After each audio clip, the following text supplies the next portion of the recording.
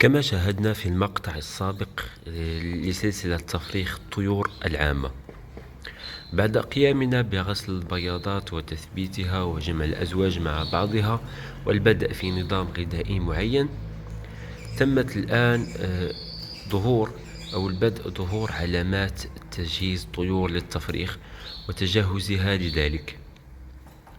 من بعض هذه العلامات وهي استكشاف الذكر للبياضة وبدء النقر على الخشب ودخول الذكر للبياضة. هذا غالبا عند الببغاوات، لكن عند الببغاوات الصغيرة مثل البادجي أو الطيور الفينش غالبا ما تكون الأنثى هي التي تستكشف العش، ويكتفي الذكر فقط بتأكيلها أو بالتغزل بها. كمثال عند البادجي أو طيور الزبرة والبنغالي الجولديان الكناري وغيرها من الفصائل، تبدأ الأنثى بالدخول للعش والمكوث فيه والبدء بنقر الخشب وتجهيز البياضة من الداخل.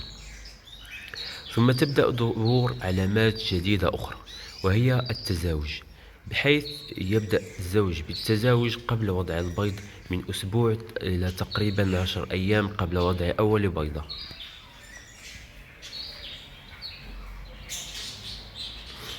في هذه الفترة لا يجب أن ننسى تقديم وتوفير مصادر الكالسيوم والبروتين وغيرها حتى تتجهز الأنثى لوضع البيض. والعلامة الأخرى وهي أن حجم البراز يصبح حجمه أكبر، لأن الأنثى تبدأ المكوث داخل البياضة لمدة طويلة، لذلك هي تقوم بجمع البراز في بطنها حتى تخرج مرة كل ساعة أو ساعتين، ثم تقوم بقذف ذلك البراز المتجمع في بطنها.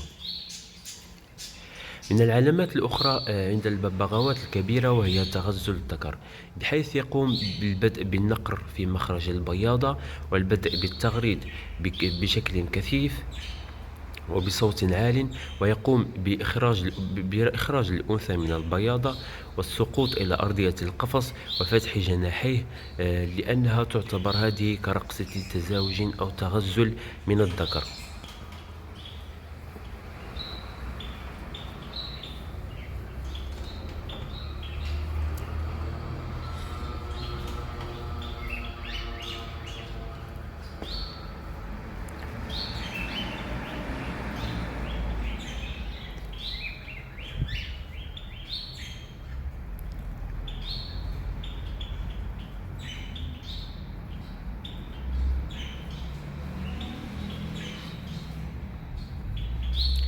هذه الفترة تعتبر فترة مهمة لضمان تلقيح وخصوبة البيض، لذلك يجب توفير نظام غذائي جيد وبجودة عالية بتوفير البروتين بخلطة البيض، وأيضا عدم الصبيط أو الكالسيوم.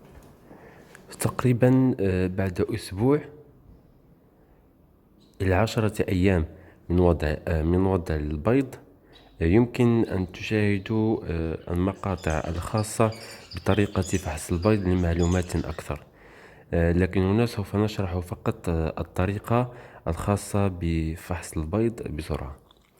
المهم بعد أسبوع أي 7 أيام إلى 10 أيام نقوم بفحص البيض. الطريقة سهلة جدا، فنقوم بإحضار هاتف، نقوم بإشعال الفلاش،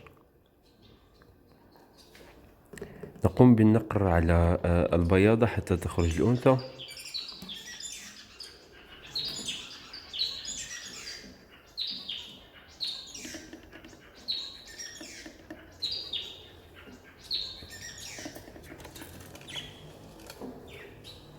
هي قد خرجت.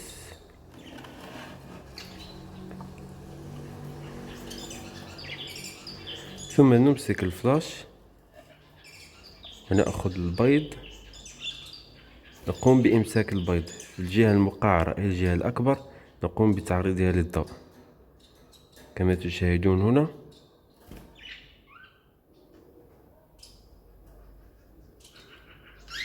هذه البيضة ملقحة.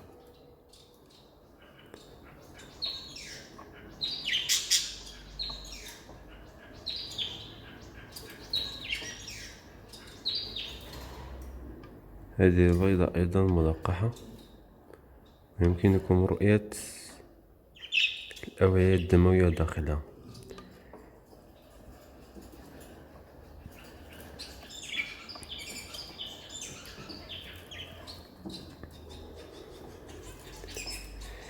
أنا فقط أصور الآن في ضوء النهار، لذلك لا يظهر ذلك بشكل جيد.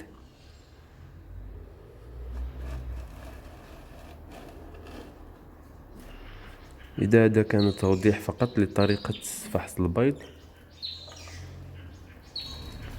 هذه القطعة فقط للإمساك حتى لا تخرج الأنثى من البوابة، لأن هذه البوابة سهلة الفتح.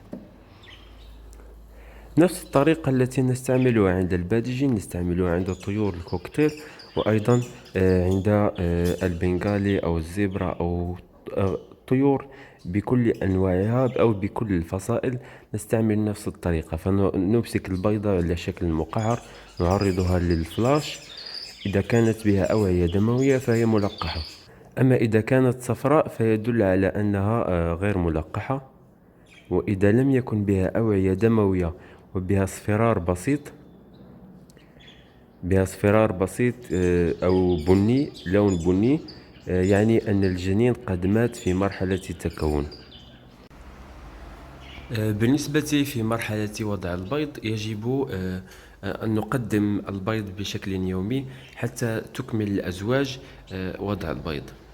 وبمجرد وضع الأنثى للبيضة الأخيرة يجب أن نتوقف عن تقديم خلطة البيض، ثم نقدمها في الأسبوعين الخاصة بالحضانة.